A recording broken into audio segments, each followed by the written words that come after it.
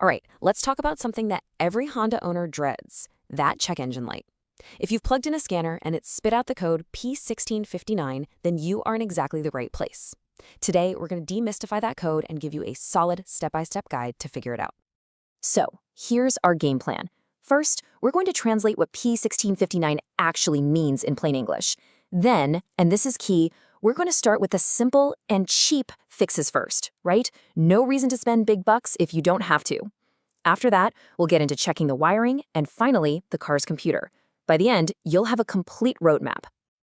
You know the feeling, right? That little orange engine icon just pops up on your dash and your heart sinks a little bit. But hey, don't panic. That light is just your car trying to talk to you.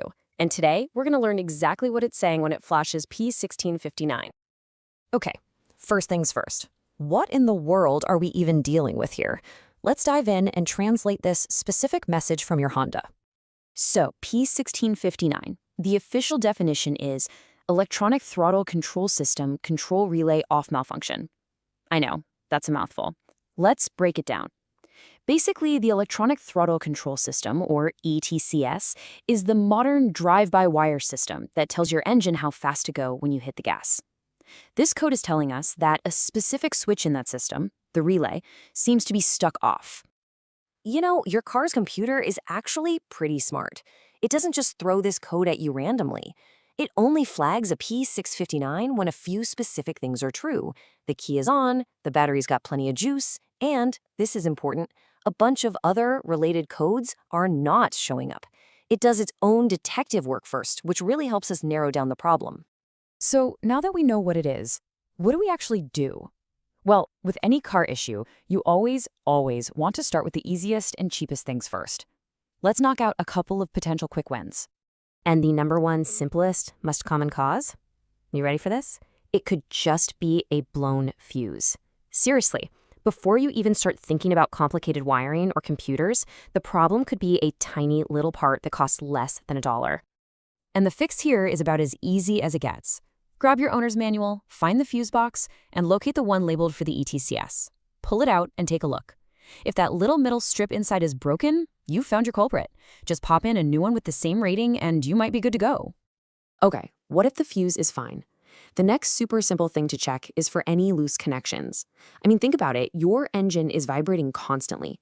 Over thousands of miles, things can just wiggle loose, and that's enough to trigger this code. For this, you're going to want to check two main spots. Pop the hood and look at the fuse and relay box, especially around the ETCS relay. Then find your car's main computer, the PCM. You don't have to be a master mechanic here. Just look and give the connectors a gentle push to make sure everything is plugged in nice and snug. All right, so we've checked the easy stuff. The fuse is good, all the connections feel tight, but that light is still on. Now it's time to dig a little deeper and start looking at the pathways themselves, the wiring. Now this might sound a little technical, but the idea is actually simple. We're looking for an open or a short. An open is just what it sounds like, a break in the wire.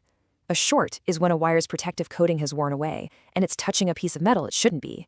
Either one of these problems in the wire running from the computer to the fuse box can cause that P1659 code. The bottom line is that the communication line between the car's brain, the PCM, and the throttle system is broken somehow. Now finding it takes a little more work. You'll likely need a tool called a multimeter to test the wire and find the exact spot that's damaged. Then you can repair that specific section. Sometimes the problem isn't just a single wire acting up. The issue could be with the whole bundle of wires that are wrapped up together in what's called a wire harness. You know, over time, from engine heat and just general wear and tear, the whole thing can go bad. If you find that the entire wire harness in the right side of the engine bay is damaged, well, the solution is pretty clear-cut. You have to replace the whole thing. It's definitely a bigger job, but if the harness is the root cause, it's the only way to properly fix it. All right. Deep breath. We've checked the fuse, we've wiggled the connections, we've inspected the wiring, and that darned light is still on. Now it's time to consider the least common and honestly the most complex possible causes, the brains of the operation. So at this point, we're down to a few big-ticket items. It could be a faulty control module that's actually part of the fuse box. It's also possible the main computer, the PCM, just needs a software update from the dealership, kind of like your phone. And in really rare cases, the PCM itself might be faulty. For any of these, you're almost certainly going to need a professional with the right tools to diagnose it for sure. We have covered a lot of ground, from a tiny fuse all the way up to the car's main computer. So now let's put it all together into one simple, clear action plan that you can follow. And here it is, your complete checklist. Just start at the top with the fuse and work your way down the list. This logical order, from easiest to hardest, is going to save you so much time, money, and frustration. Trust me, you don't want to replace an expensive computer only to find out it was a 50-cent fuse all along. And one last thing, and this is maybe the single most important tip of all. Before you do anything, before you even pop the hood, plug in your scanner and save the freeze frame data. This is a snapshot of exactly what all your car's sensors were reading the very moment the light came on. That information is pure gold for a proper diagnosis. Do not clear the code until you have that info saved. So, that little orange light, it's not so scary now, is it? It's really just a puzzle waiting for you to solve it. And now you have the map all the way from the fuse box to the PCM. So the only question is, now that you have the knowledge, what's your first step?